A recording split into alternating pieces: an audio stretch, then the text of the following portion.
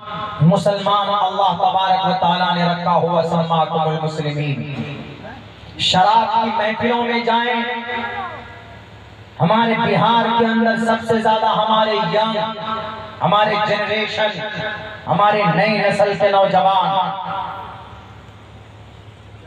زنا کے بازار میں، ایمان کے ارتداد کے بازار میں دنیا میں جائیں تو ہماری بچیاں سینکڑوں کی تعداد میں، ہماری بچیاں اور بیٹے آگے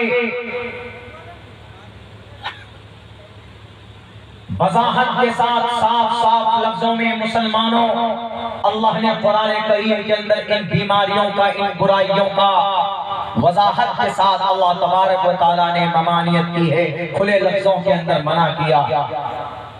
آج خود ہی آپ کے گاؤں میں داخل ہو رہے تھے، میں تھک کر کے کہتے ہیں کہ آئی ایم مسلم. تمہارا رول ماڈل کون ہے جوانوں؟ انگریز رول ماڈل دنیاوی اعتبار سے نبی کو مانے ہوئے ہیں، اور آج ہم اپنا رول ماڈل سلمان خان، شاہ رخ خان کو مانتے ہیں. مانو، اس لیے تو ہماری مسجدیں اور ہماری مدرسے جلائے جا رہے ہیں.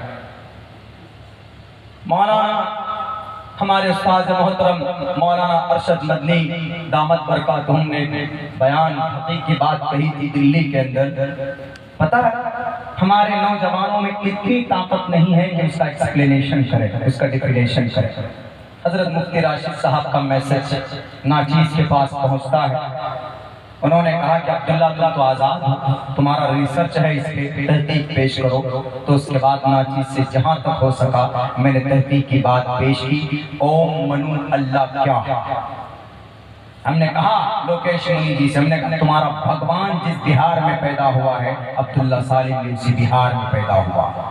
اب سے 2400-2700 سال پہلے وردمان مہاویر ویشالی کی دھرتی پر پیدا ہوا ہے. میں ویشالی کی دھرتی سے 300 کلومیٹر دور سیمانچل میں پیدا ہوا ہوں. تمہارے وردمان مہاویر کی کنڈلی کو جانتا، تمہارے 24 تھنکر کی ہسٹری کو جانتا.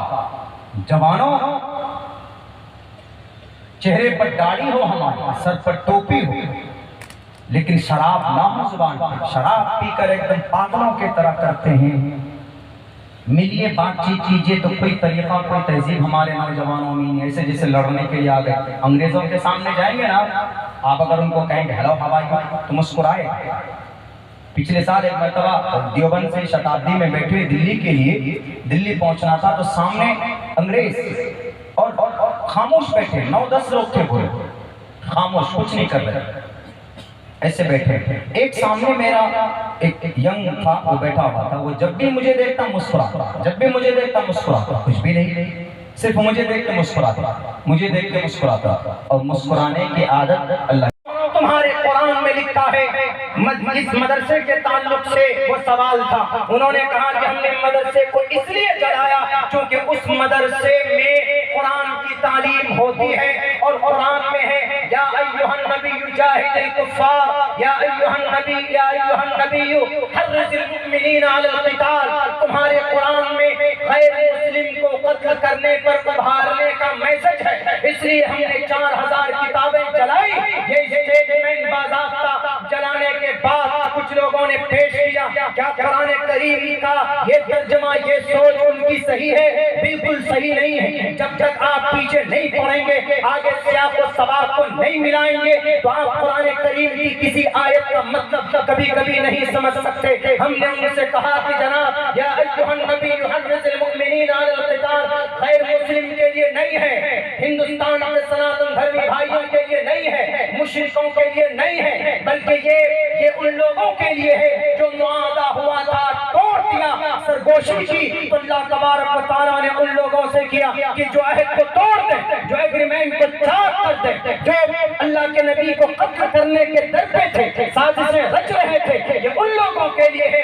تم ہندوؤں کو یا مشرکوں کے لیے یہ ایک نارمل ہندو اور مشرک کو قتل کرنے کے لیے نہیں. ٹھیک ہے، تم کو قرآن کریم کی اس آیت پر اگر آپتی ہے، اٹھاؤ تاریخ کے اندر، اٹھاؤ آپ کے اتھروید کے اندر کہا گیا صاف لفظوں میں پیارو نام پر جام چہی